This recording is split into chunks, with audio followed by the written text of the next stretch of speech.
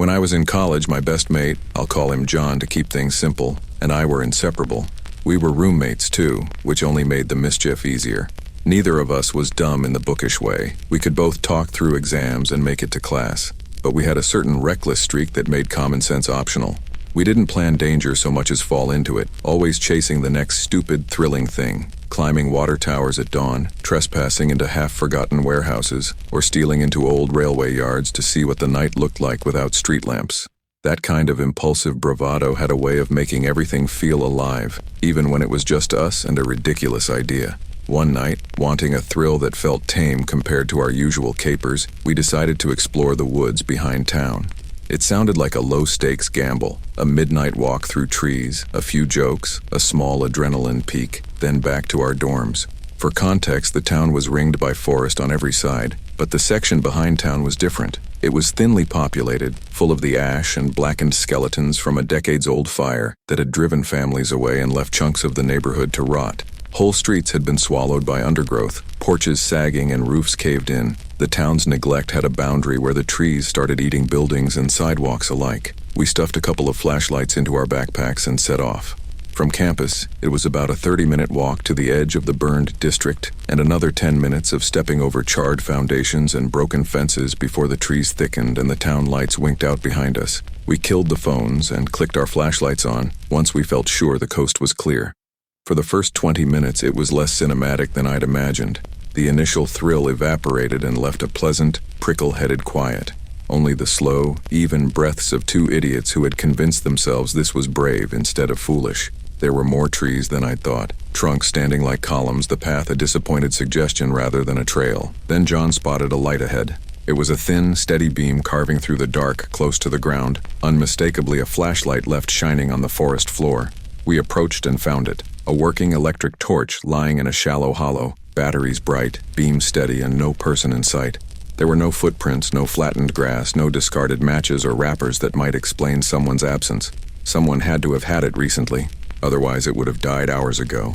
It made our skin crawl and in the next breath made our chests swell with that adolescent urge to know more. Why was it sitting there? Who had been close enough to drop it and then vanish into the trees? A cold, hollow prickling climbed my neck. That should have been our cue to turn around, but adrenaline is a sly animal. It fed us. We debated for a second and decided against taking the flashlight. If someone were coming back, we didn't want to be the reason they returned to this spot. So we walked on, curiosity tugging us deeper into the dark than we had planned, hoping to find signs that explained the abandoned torch. We told ourselves we were being cautious, leaving the light in place in case its owner retraced steps. But the truth was simpler. We were hoping for a story to tell later, something that would make the night feel like an adventure and not a mistake. Not 2 minutes later, there was a sharp series of cracks behind us, 3 or 4 thin pops like twigs snapping under hurried feet maybe 20 or 30 feet away. We spun, flashlights sweeping, but saw nothing. The trees glared back only with trunks. Our pulse picked up. After another 5 minutes of stepping carefully, the noise came again, closer this time, and there was that unmistakable scuffle of something moving quickly over leaf litter and dead branches. It sounded like someone running. That sound shifted the night. What had been a laugh between friends turned into a real animal fear that gripped my gut. This was not the safe, giddy danger we usually chased. This had teeth. We tried to rationalize it. Maybe an animal, maybe other kids messing with us. But the pace and rhythm of the steps sounded human.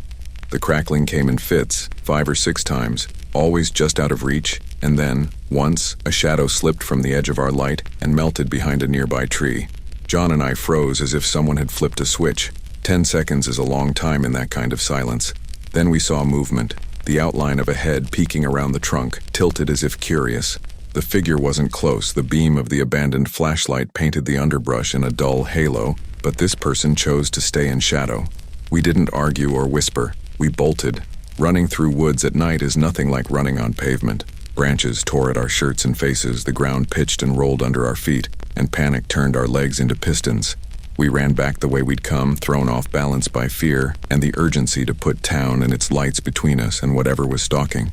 For 5 minutes it felt like our lungs would split open. Only when the town's sodium lamps winked back into view did we slow to a stagger, breathing hard and unsure whether to laugh or cry from the release of being back under streetlight. On the walk back, we realized the flashlight we'd first seen was gone. Whoever had been nearby must have retrieved it. That thought sat in my chest like a stone. Back on campus, we couldn't make sense of what happened. Who would be skulking through those burned woods? Why the flashlight? The idea that we had been noticed, followed, or observed by someone who preferred the dark was unnerving. We replayed the scene like a film we'd paused at a bad frame, picking at every detail: the beam on the soil, the way the figure had peered and retreated, the sudden absence of sound. In the days after, the woods nudged into every quiet moment. I flinched at footsteps in thin corridors. John did too, though he pretended otherwise. We avoided the burned side of town, took well-lit routes, and stayed with friends. At night, I replayed the beam on the ground, the way it looked like a small deliberate marker, someone leaving a sign, or someone who panicked. We argued whether taking the flashlight would have changed anything, whether confronting the figure might have revealed a prank or a predator, and each hypothetical made us look cowardly or foolish in turn. The missing person notice that came a few days later made those debates ugly and thin. People started to whisper about strangers in the forest, about drunks or drifters, about older local stories of wanderers who never returned. Each rumor refitted the night to a new fear. I felt guilty for the curiosity that sent us deeper and grateful that we'd turned back, but those feelings tangled. Sometimes I walk past that ruined edge of town and imagine the beam again, waiting, as if the light were a hinge and we had opened a door we couldn't close. A few years back, I had to make a huge move across the country. I left the far west coast and headed about 1,000 miles inland, which meant a long drive through the northern part of the U.S. Unlike the typical highway stretches that most people take when traveling cross-country, this route was different. It wasn't packed with semi-trucks, endless lines of cars, or rest stops every other exit. Instead, it was quieter, lonelier, and wound its way through smaller towns and long, empty stretches where you might not see another person for miles. At first, I enjoyed it. The back roads had a kind of scenic charm: winding forests, open plains, little forgotten towns with gas stations that looked like they hadn't been updated in 30 years. But after driving it multiple times back and forth for the move, the magic wore off. By the last trip, I wasn't admiring the scenery anymore. I was just focused on finishing the drive and getting the last of my things to my new home.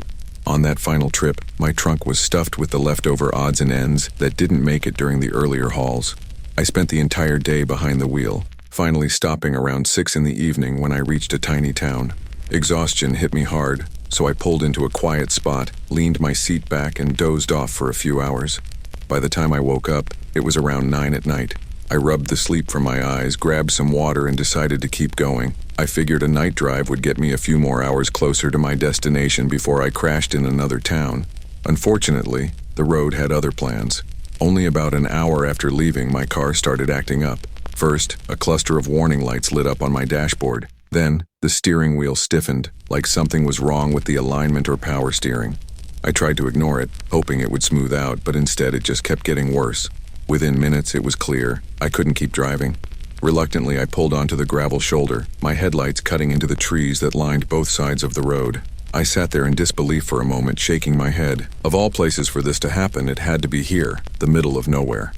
I'd driven this stretch before, so I knew for a fact there weren't any towns for at least an hour in either direction. No cell service either. Just endless forest, patchy street lamps, and an empty road that felt abandoned. I climbed out of the car anyway, hoping for some miracle. Maybe a loose belt? A flat tire? Something obvious I could at least recognize. But no. The car looked perfectly normal, though I didn't know the first thing about fixing engines. Standing out there, I realized just how unsettling the location really was. The streetlights were sparse, barely enough to illuminate the gravel shoulder, and beyond them, the trees stretched endlessly into blackness. It was silent too, not peaceful silent, but eerily so, as if the world had gone to sleep and forgotten this place. I caught myself half laughing, half shivering, thinking it felt like the setup to a horror movie. The only thing I could do was wait. If someone happened to drive by, maybe they could give me a lift to the next town or gas station. I leaned against my useless car, watching the road, and waited. 15 minutes passed before a pair of headlights finally appeared in the distance. Relief washed over me, and I waved them down. The car slowed, then pulled right up beside me. Inside was a man, maybe mid-30s, with a cigarette glowing between his fingers. He squinted at me through the window, inspecting me in silence for a few seconds before finally asking if I was okay. His hesitation made sense. Picking up strangers at night on the side of the road isn't exactly risk-free. I quickly explained about my car breaking down and how I just needed a ride to the next town. The man stared at me for a moment, then flicked ash out the window. His eyes kept darting to his mirrors, checking behind him, then back to me. Something about him unsettled me, though I couldn't put my finger on why. It wasn't his words. It was his presence. He felt wrong. My gut was screaming at me not to get into that car. Still, he made the offer. "Why don't you hop in? I'll give you a lift to the next town. Won't mind helping a folk out tonight." His tone was calm, maybe even friendly, but every alarm in my head was blaring. I forced a smile and shook my head. "Actually, I've got a buddy on his way. Should be here soon. Sorry, I should have mentioned that." The man's lips curled into a smirk that didn't feel friendly at all. He gave me a short nod, muttered something under his breath, then hit the gas and disappeared down the road. I stood there frozen for a few moments, my skin crawling. I knew right then I had made the right call. Still, that was the last car I saw for over an hour. The emptiness pressed in around me, and I found myself drifting into half-sleep against my car, jerking awake whenever I thought I heard something. Finally, another set of headlights appeared, this time coming from the opposite direction. I quickly stepped out, waving my arms, desperate not to miss this chance. The car slowed, pulling up beside me, and I noticed something odd. It looked a lot like the same car from before, a dark sedan. I brushed it off. Most sedans looked the same to me. When the window rolled down, it wasn't the same man. Instead, a woman sat behind the wheel, maybe late 20s, with long hair and tired eyes. She gave me a nervous smile and asked if I needed help. Grateful, I explained the situation and asked if she could give me a ride to the next gas station or town. She nodded quickly and reached over to unlock the passenger door. I didn't hesitate. I opened it and climbed in. But almost immediately, something felt wrong. She didn't ask me about the car, didn't make small talk, didn't even really look at me. She just stared straight ahead, gripping the wheel tightly, her eyes wide. I tried to ease the tension. "Thanks for picking me up. I don't know what I'd have done if you hadn't stopped." She didn't respond. She just kept driving, face pale, lips pressed into a tight line. The silence stretched on for nearly 20 minutes. My relief turned to unease. Something about her was strange, almost like she was afraid, but not of me. I spotted a sign ahead for a gas station 2 miles away. Relieved, I leaned forward and told her she could drop me there. She gave the smallest nod, but still refused to meet my eyes. That's when I noticed her expression shift, just slightly, as if she was holding something back. Her eyes flicked toward me for a second, and I swear they looked terrified. Before I could ask, I saw movement in the rearview mirror. My stomach dropped. Slowly, I turned my head. There, in the shadowed back seat, was a figure hunched low, almost hidden. The second I noticed him, he sat up straight. My heart stopped. It was the same man from earlier, the one who'd tried to pick me up. His face was twisted in fury, his eyes locked on mine. I snapped my head forward, panic racing through me. The gas station was right ahead. I begged the woman to pull in, but she kept driving, her knuckles white on the wheel. That's when it hit me. She wasn't the threat. She was a victim too, forced into this situation. The man must have been controlling her, making her pick me up. He barked at me from the back seat, shouting threats, ordering me to shut up while telling her to keep driving. My chest tightened, my mind racing through possibilities. If we passed that gas station, I had no idea where he planned to take us or what he planned to do. As we neared the turnoff, I kept pleading with her, my voice breaking. The man's voice rose too, filled with rage. And then, out of nowhere, she made her move. With a sudden, sharp turn, she yanked the wheel and slammed the brakes, pulling us violently into the gas station lot. The tires screeched, the car skidded, and we stopped just short of hitting the pumps. Before I could process it, she flung her door open and bolted. Instinct kicked in. I did the same, sprinting after her toward the bright lights of the station.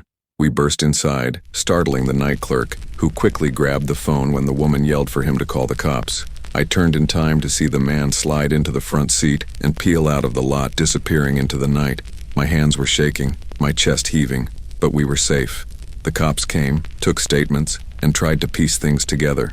I don't know if they ever caught the guy. What I do know is that both of us had narrowly escaped something truly terrible. I'm still grateful that woman, terrified as she was, found the courage to defy him and pull into that gas station. She could have stayed quiet, obeyed his threats, and kept driving.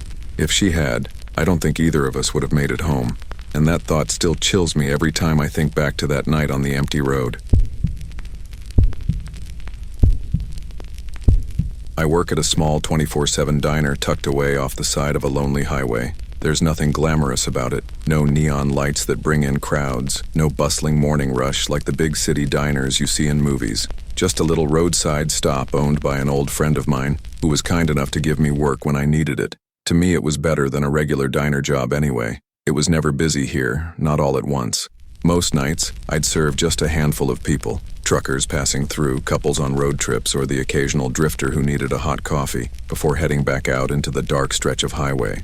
Sometimes it even felt peaceful, but other times, it felt like the quiet was watching me. On this night, it was as slow as ever. A couple of customers had wandered in earlier, 2 truckers wanting nothing more than black coffee to keep them awake for the long miles ahead. They didn't stay long, and when they left, I was alone again. Hours crawled by without another car pulling into the lot. I sat by the window, staring at the emptiness of the highway, the occasional sweep of headlights vanishing into the distance, until I almost forgot I was working at all. It was about 1 a.m. when the silence finally broke. The low rumble of a semi drifted in from the road, and soon a truck rolled into the lot. 2 men stepped inside, both of them looking worn down from hours behind the wheel. I greeted them with my usual half-hearted cheer, already knowing what they'd order. Sure enough, they asked for 2 black coffees to go. One of them went to the restroom while the other lingered at the counter watching me work. "Hey, I got a weird question," he said suddenly. His voice was low, hesitant. "You aren't alone here, are you?" The question froze me for a second. My hands paused on the coffee pot and I looked at him carefully. His tone didn't sound threatening, but the words themselves carried weight. I decided to be honest. "Yeah, just me tonight. It's been slow," the man frowned. For a second I thought maybe he was disappointed by my answer. "Well, just be careful," he muttered. "We saw some guy by the side of the building when we drove in. Looked shady. Thought maybe he worked here, that's why I asked." A chill crawled across the back of my neck. I nodded, thanked him for telling me, and handed off the coffees when his friend returned. They left quickly, pulling back onto the endless highway. I tried to brush it off, but curiosity gnawed at me. I'd been staring out those windows all night. I would have seen someone if they'd walked onto the lot. Still, I couldn't shake the thought. After a few minutes, I stepped outside and walked around the building. The woods pressed in around the diner, tall and dark, rustling faintly in the breeze. I circled the place, checking every corner, but found nothing. No man, no footprints, no movement. Just the thick, eerie stillness of night. Telling myself the trucker must have been seeing things, I went back inside. But the seed had been planted. From then on, I couldn't shake the feeling of eyes on me. The hours dragged slower than usual. To pass the time, I washed dishes, swept the floor, and eventually wandered into the restroom with my phone, taking a longer break than I probably should have. That's when I heard it. The distinct creak of the front door opening. I froze. I knew that sound, had heard it 100 times before. Someone had come inside. I quickly shoved my phone away and hurried out. "Welcome in," I called, forcing fake cheer into my voice, but the words died in my throat the moment I looked around. The diner was empty. I scanned the bar seats, the booths, the corners. Nothing. No one. My stomach twisted as I walked toward the entrance. The lot outside was empty. No cars pulling away. No figures walking off into the woods. I tested the door. Solid, heavy. Not the kind to swing open on its own. And it wasn't even windy. I stood there, pulse hammering, remembering the trucker's warning. Maybe there really had been someone lurking around. I tried to shake it off, forced myself back to the sink, scrubbing dishes louder than necessary to keep my nerves at bay. That's when I heard another sound. Not the door this time. Movement. Soft, shuffling footsteps from the back room. I turned off the water instantly, heart thudding in my chest. Then, before I could even step around the corner, a man appeared. He looked about 40, unkempt, with a gray beard and messy hair. His navy hoodie hung loose on him, stained and frayed. His eyes were sharp, though, watching me with an unsettling calm. He smiled, too wide, too casual, and slid onto a bar stool like he belonged there. "I'll have a coffee, please," he said. I stood frozen for a beat, trying to piece together how he'd gotten into the back. My voice caught in my throat, but I finally managed to nod and fumble for the coffee pot. As I poured, I felt his eyes drilling into me, the weight of them crawling up my spine. I prayed he would just take his drink and leave. When I slid the cup toward him, he leaned closer. "Just you here, huh? Must get lonely. Doesn't seem like many people come through this late." "Sometimes," I muttered. He kept talking, his words casual but laced with something darker, asking how long my shifts usually ran, what time I got off, if it ever felt scary working alone. I gave vague answers, never letting him pin down specifics. Finally, after what felt like forever, he stood up, gave me that same too wide smile, and thanked me. I watched him leave, but instead of heading to a car, he simply walked into the darkness, following the road until his figure dissolved into the night. My heart didn't slow for minutes after. I thought it was over, but it wasn't. 15 minutes later, as I sat staring at the empty highway, I heard it again, the creak of a door. This time I knew it wasn't the front. It was the side access door, the one by the dumpster. I shot up and hurried toward the hallway. The air back there was colder, darker, heavier. That's when I saw it. One of the closet doors slowly swinging shut like someone had just slipped inside. My blood ran cold. Without thinking twice, I bolted. I ran out to my car, jumped in, and tore down the highway, dialing the police with trembling hands. When officers finally arrived, they found him, the same man from before, crouched in the closet. But that wasn't the worst of it. He had rope with him. And when they searched the woods behind the diner, they uncovered something far more disturbing. A stash, half buried in the dirt. Knives, duct tape, tools no one should carry unless they planned to use them for something unspeakable. It was clear what he had been planning. He'd watched me, tested me, even sat at my counter to confirm I was alone. Then he'd gone back into the night to gather his gear, intending to drag me into the woods before anyone could notice. If those truckers hadn't warned me, if I hadn't trusted the sound of that door, I might not be here to tell the story. Now, every time I sit in that empty diner at 1 a.m., staring out at the highway, I wonder how many times something was watching me in the dark, just waiting for the right moment.